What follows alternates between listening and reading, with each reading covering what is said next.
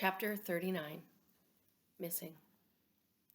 The sun rose and shed light on what Roscuro Miggerisau had done. And finally, Despereaux woke. But alas, he woke too late. "You haven't seen her?" Louise was shouting. "And I tell you, I wash my hands of her. If she's missing, I say good riddance to bad rubbish." Despereaux sat up. He looked behind him. Oh, his tail, gone. Given over to the knife, and where the tail should be, nothing but a bloody stub. "And more foul play, Gregory dead?" shouted the cook.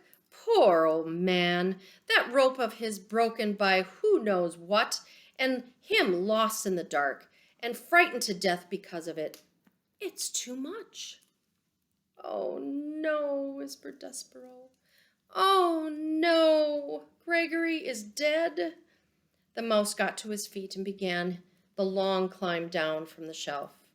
Once he was on the floor, he stuck his head around the corner of the pantry and saw Cook standing in the center of the kitchen, wringing her fat hands. Beside her stood a tall woman, jangling a ring of keys. "That's right," said Louise. "All the king's men was down there searching for her in the dungeon. When they came back up, whose do they have with them? They have the old man, dead. And now you tell me that Mig is missing, and I say, who cares?" Despereaux made a small noise of despair. He had slept too long. The rat had already acted. The princess was gone. What kind of a world is it, Miss Louise, where princesses are taken from right under our noses and queens drop dead, and we cannot even take comfort in soup?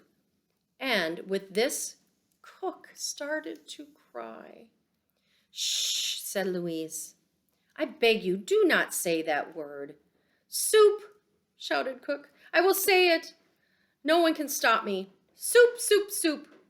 And then she began to cry in earnest, wailing and sobbing. "There," said Louise, and put her hand out to touch Cook, and Cook slapped it away. "It'll be all right," said Louise. Cook brought the hem of her apron up to wipe her tears. "It won't," she said. "It won't be all right ever again. They have taken our little darling away. There ain't nothing left to live for without that princess." Despereaux was amazed to have exactly what was in his heart spoken aloud by such a ferocious, mouse-hating woman as Cook. Louise again reached out to touch Cook, and this time Cook allowed her to put her arm around her shoulder. "What will we do? What will we do?" wailed Cook. And Louise said, "Shh, there.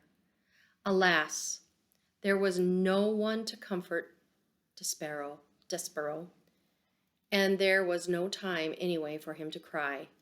He knew what he had to do. He had to find the king.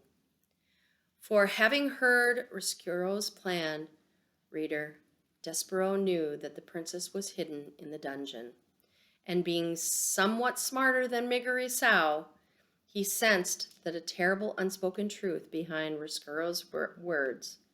He knew that Mig would never be princess, and he knew that the rat, once he had captured the pea, would never let her go.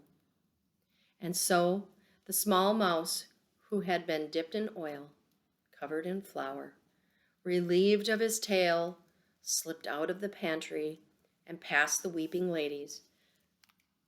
He went finding the king. Thank you.